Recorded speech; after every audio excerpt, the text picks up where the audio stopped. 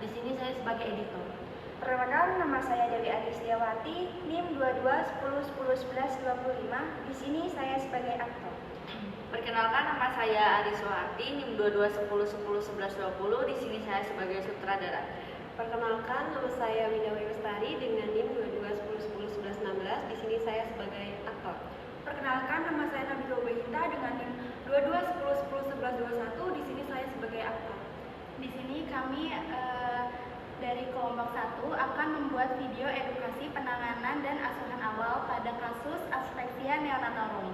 Baik, di sini saya ingin menjelaskan tentang asfiksia neonatorum. Yang pertama, apa sih itu definisi dari asfiksia neonatorum? Jadi, kondisi di mana ketika janin tidak mendapatkan aliran darah atau pertukaran udara yang cukup saat sebelum, selama, atau setelah persalinan. Kondisi ini serius karena dapat menyebabkan gangguan perkembangan bahkan kematian bayi. Penyakit asfiksia neonatorum ini dapat terjadi karena gangguan perkembangan bayi hingga saat dewasa nanti. Yang kedua itu ada penyebabnya.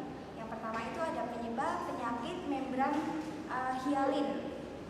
Di mana penyakit membran hialin ini adalah masalah paru-paru pada bayi baru lahir akibat paru bayi belum matang. Pada saat masih dalam kandung paru-paru bayi dalam keadaan mengempis dan tidak bisa menerima oksigen.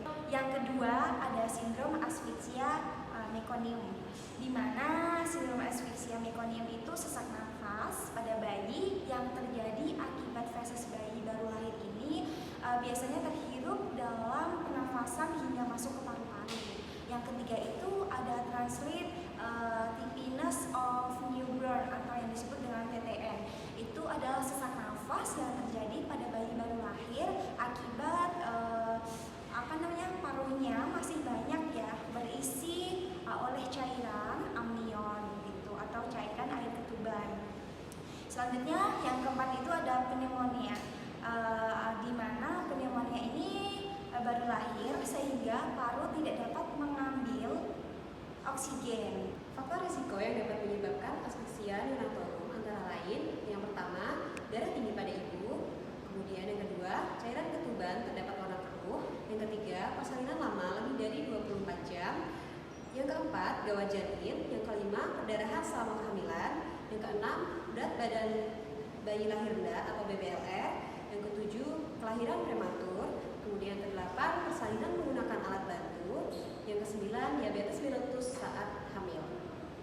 Rencana asuhan pada asfiksia neonatorum. Beberapa tanda dan gejala asfiksia neonatorum yang diperlihatkan bayi adalah seperti kulit bayi tampak pucat atau kebiruan, bibir kebiruan, otot-otot di dada terlihat berkontraksi untuk membantu pernafasan, denyut jantung terlalu cepat atau terlalu lambat, bayi tampak lunglai, bayi terdengar merintih. Diagnosis ada tidaknya asfiksia neonatorum dapat langsung diketahui oleh dokter sesaat setelah bayi lahir dengan menghitung skor Apgar, yaitu yang pertama ada occurrence, apakah bayi tampak biru atau tidak. Yang kedua ada pulse, menilai denyut jantung bayi. Yang ketiga ada Grimace, menilai respon bayi bila diberi rengsangan. Yang keempat ada activity, melihat kontraksi otot bayi. Yang kelima respiration, menilai bunyi napas bayi terdengar atau tidak. Masing-masing komponen tersebut diberi skor 0, 1, 2. Semakin baik kondisi bayi, skor Apgar semakin tinggi. Seorang bayi dianggap mengalami asfiksia neonatorum bila skor Apgar di bawah angka 7. Selain pemeriksaan skor Apgar, umumnya foto ronsen dada juga akan dilakukan untuk membantu mengetahui lebih detail penyebab asfiksia neonatorum. Lalu ada pengobatan.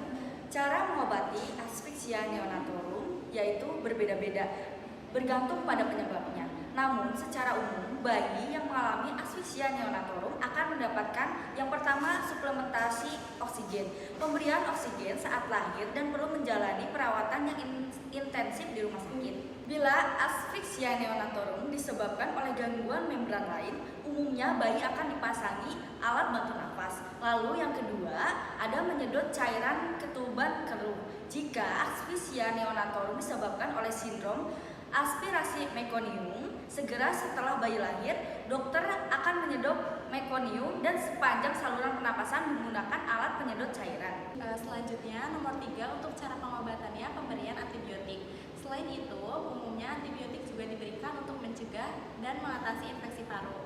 Jika asphyxia neonatorum terjadi akibat pneumonia, pengobatan dengan antibiotik wajib diberikan agar efektif. Antibiotik akan diberikan dengan cara disuntik atau diinfus ke pembuluh darah bayi.